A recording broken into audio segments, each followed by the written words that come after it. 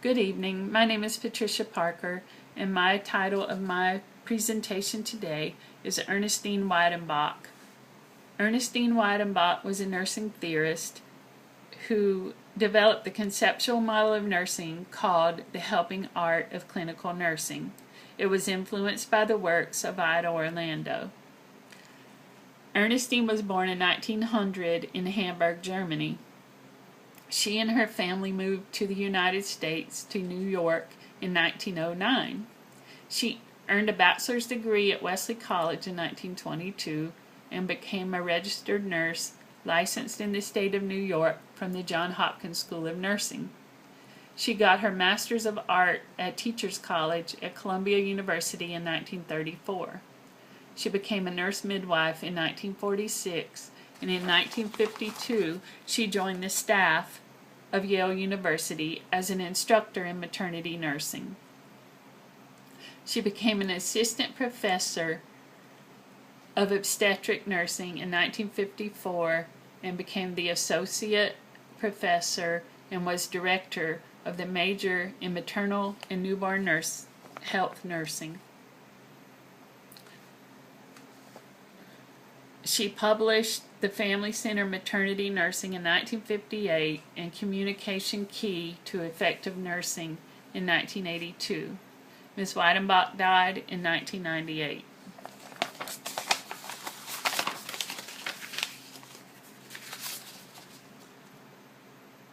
In her model of nursing, she explains that nursing is the practice of identification of a patient's needs for help through the observation of presenting behaviors and symptoms, exploration of the meaning of those symptoms with the patient, determining the cause of discomfort, and determining the patient's ability to resolve the discomfort, or if the patient has a need for help from the nurse or other healthcare professional.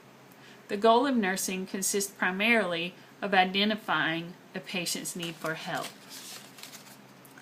The need for help is defined as any measure desired by the patient that has a potential to restore or extend the ability to cope with various life situations that affect health and wellness. The need for help must be based on the individual's patient's perception of his or her own situation. In other words, the patient must see that they have a need for help and ask for that help before they are defined as a patient. The theory identifies four main elements in clinical nursing: a philosophy, a purpose, a practice, and the art. The nursing philosophy is his or her attitude or belief about life and how that affects reality for him or her. The three essential components of Wiedenbach associated with nursing philosophy are reverence for life, respect for dignity, worth, autonomy, and individuality of each human being, and the resolution to act on personally and professionally held beliefs.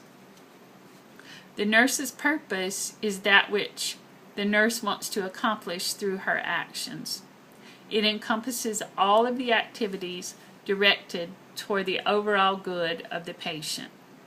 The practice of nursing consists of the observable nursing actions affected by beliefs and feelings about the meeting patient needs for help.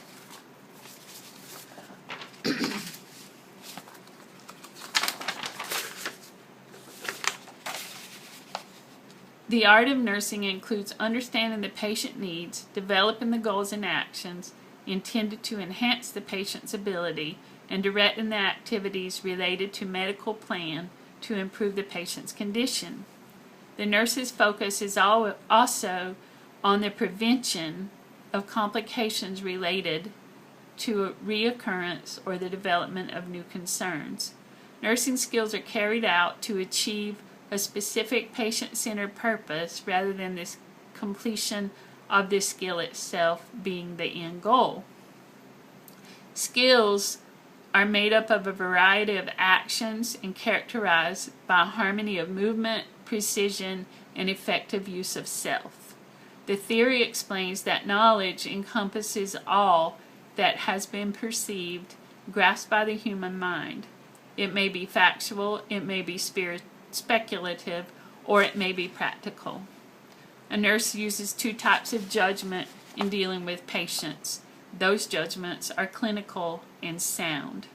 Clinical judgment represents the nurse's likelihood to make sound decisions, which are based on differential facts from assumptions and relating them to the cause and effect.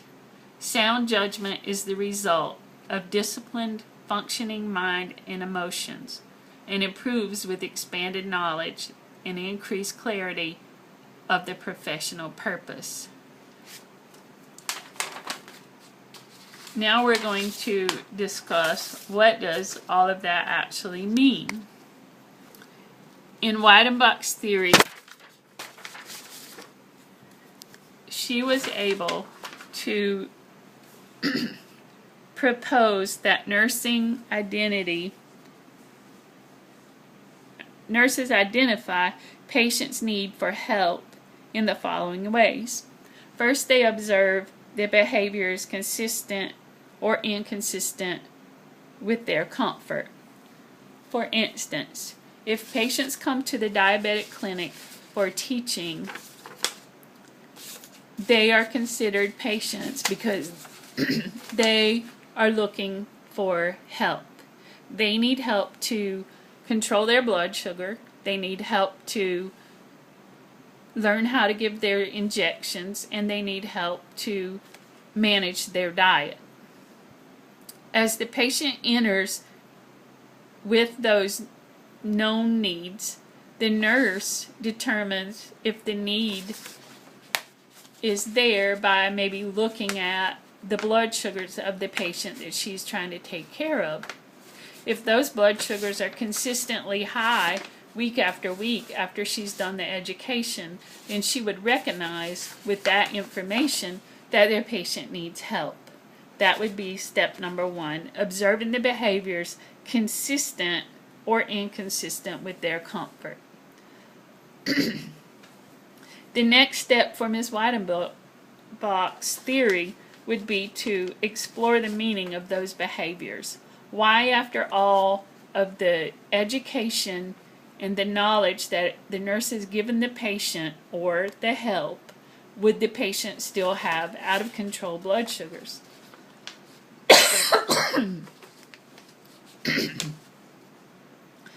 The nurse would need to explore the meaning. Is the patient ill? Does the patient have an infection? Is the patient non-compliant? And what does that mean for the patient? Determining the cause of the discomfort would be the third step. In step 3, the nurse would have to ask the pertinent questions to the patient to determine if the patient, number one, understands the education. If the patient understands the education, then the nurse would need to go further and determine, does the patient have the ability to purchase the food for the diabetic diet? And if they can, do they have the ability to measure the food and make sure that the food fits consistently with the diabetic diet? Lastly, the patient would need to determine, does the patient have the ability to collect the equipment needed to give himself a shot, to purchase the insulin, and to give that shot under sterile and good, clean conditions? Can they draw up the appropriate amount of insulin? Can they see to draw up the appropriate amount of insulin? All of these factors rolled into step 2 of the Wiedenbach theory are known as exploring the meaning of the behavior. Why is the behavior the way it is? And then determining the cause of their discomfort or capability. Lastly, once they determine whether they can, the cause, the nurse would need to determine, does the patient have a need for help, or can they resolve this issue on their own? The patient must see themselves as needing the help, or there is no need for help. Wiedenbach says that once the patient determines that they do need help, then that's when they become the patient. The nurse would then formulate a plan for meeting the need for help based on the recognized problems. She gives you a template on solving the needs of the patients in the book entitled Nursing Theorist of Historical Significance.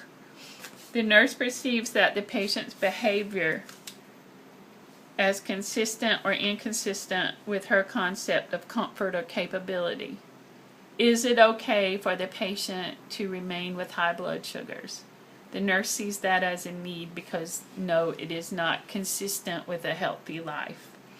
Once she explores the purpose or clarification meaning to the patient or the perceived behavior, once the nurse is able to connect with that patient and make them realize that a high blood sugar all of the time is going to cause them more health problems, and let the patient see that they have a need for help, then she can move on. Once the patient is able to provide to the nurse convincing evidence of comfort or capability, the need for help has been met. However, if the patient does not provide that convincing evidence, then the patient has a need for help.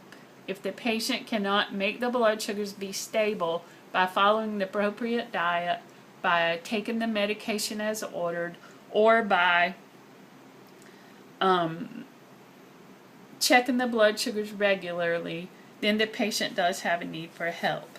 The nurse may need to reconstruct the experience to ascertain whether the need for help has been identified, has the nurse met the need in an acceptable way, or whether the nurse needs to again start over and take appropriate action. The end result for the patient is identifying that they have a need, they are truly a patient, they have that need for health care, and the nurse and the patient together formulate a plan that will help the patient meet his needs. Ms. Wiedenbach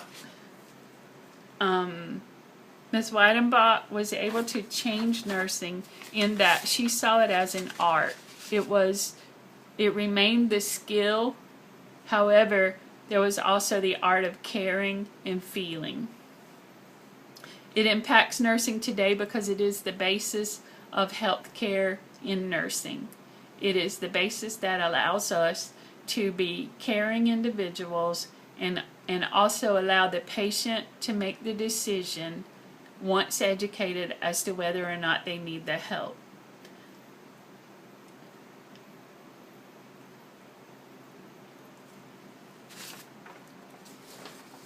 Once again, Ms. Wiedenbach's work would be considered a philosophy of the art of nursing. That concludes my presentation today. Do you have any questions? And thank you.